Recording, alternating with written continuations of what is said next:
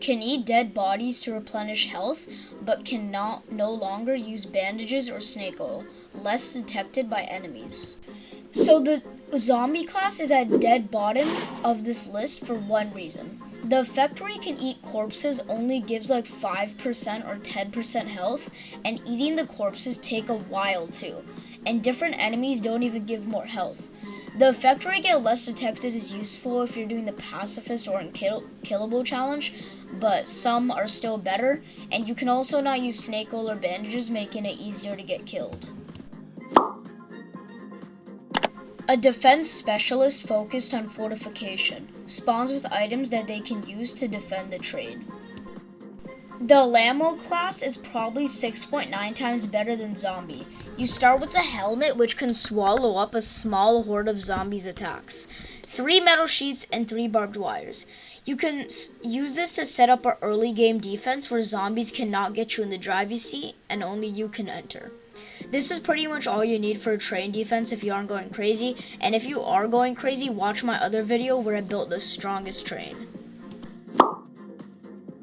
Spawns with healing items can revive teammates by sacrificing half of your own health, but no bandages required.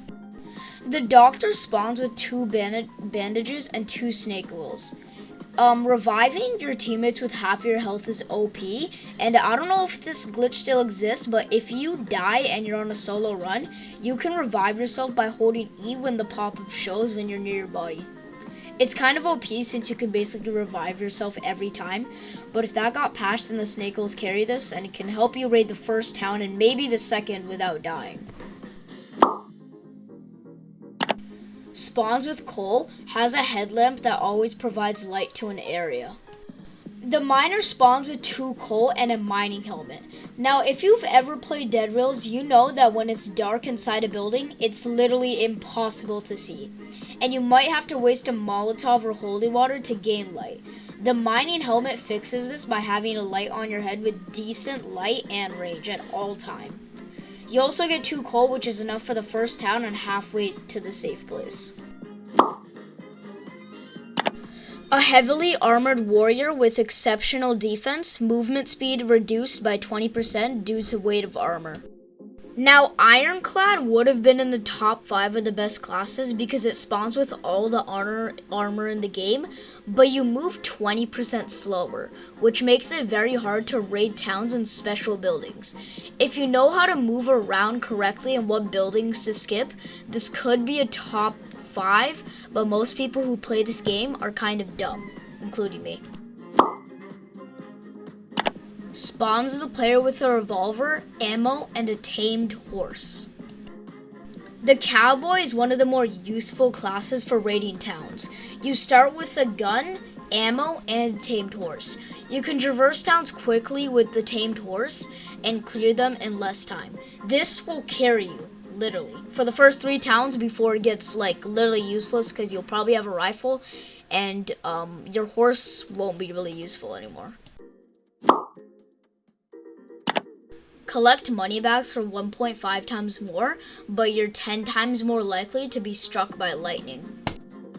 Before the high roller got nerfed, it sold for 2 times more for money bags, but now they only sell for 1.5 more, which is still good, but after the first 3 banks, you're basically set for the game. You only really need extra money for snake oil and explosives, but this can get you set in just the first bank. Just hide when it's a lightning night or use lightning rods. Can drive the train at a faster speed, but they have half the max health and don't spawn with a melee weapon. Conductor is very OP if you're trying to speedrun the game because you get 2 coal to start with and you drive the train faster, but you only have half of the normal max health, so it's harder to raid our towns. And this is highly recommended to use with a duo. If you're going to go solo with this, then you're either speedrunning or you are a very careful player. A pyromaniac dealing double fire damage and spawns with molotovs. Arsonist is very OP for the starter if you have common sense. Because you spawn with Molotovs, and since you do 2 times more fire damage, 4 Molotovs would likely kill 2 towns if all grouped. So that means you get 3 to 4 towns without buying any guns because of 2 times more fire damage factor. If you just group up zombies, then it's very, very, very good for start game.